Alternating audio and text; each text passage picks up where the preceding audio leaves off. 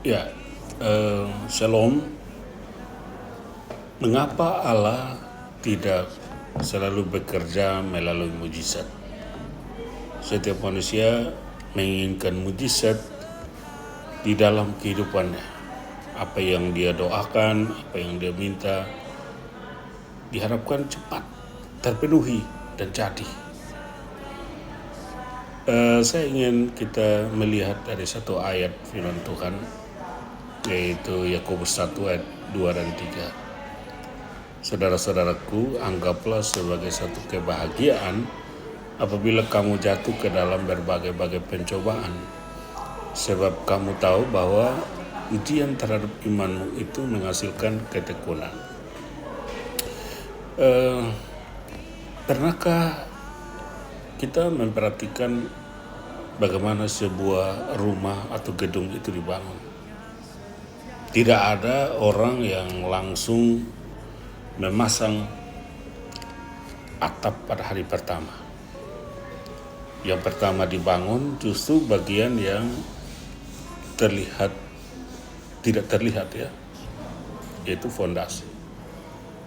Fondasi itu digali, tanah diperiksa, batu semen dipasang. Prosesnya lama dan melelahkan. Memang tidak ada yang tahu, tidak ada yang terlihat di situ. Bahkan orang seringkali lihat dari luar dan bertanya, mengapa bangunannya belum jadi juga? Karena tidak terlihat. Fondasi itu digali di bawah tanah dan tidak terlihat oleh orang dari luar.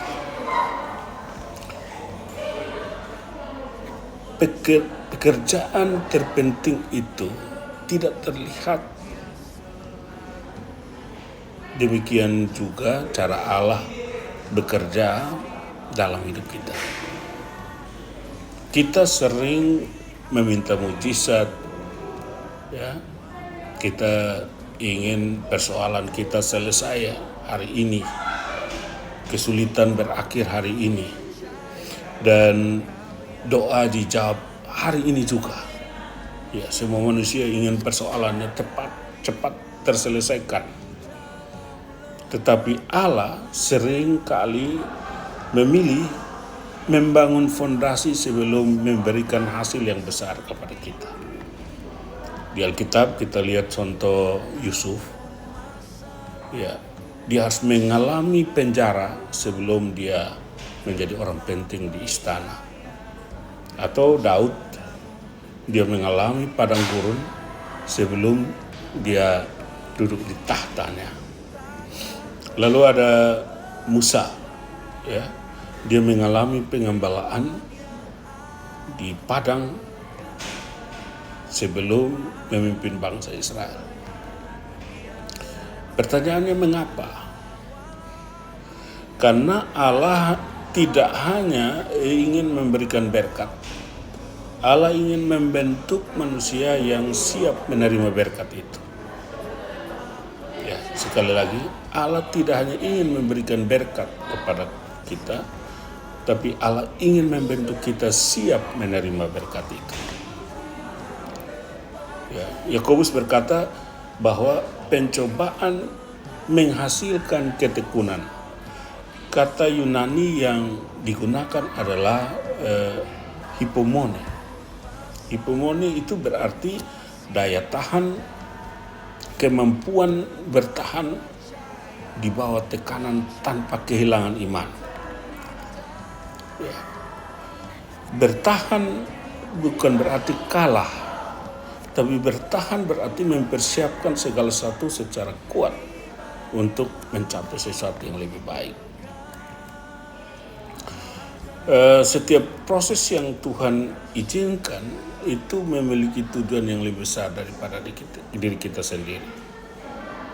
Jadi tetaplah berjuang, jangan hanya meminta kepada Tuhan untuk mengubah keadaanmu, mintalah juga agar Tuhan menunjukkan apa yang sedang Ia bangun di dalam dirimu. Sebab seringkali karya terbesar Allah bukan terjadi di sekeliling kita, melainkan di dalam kita.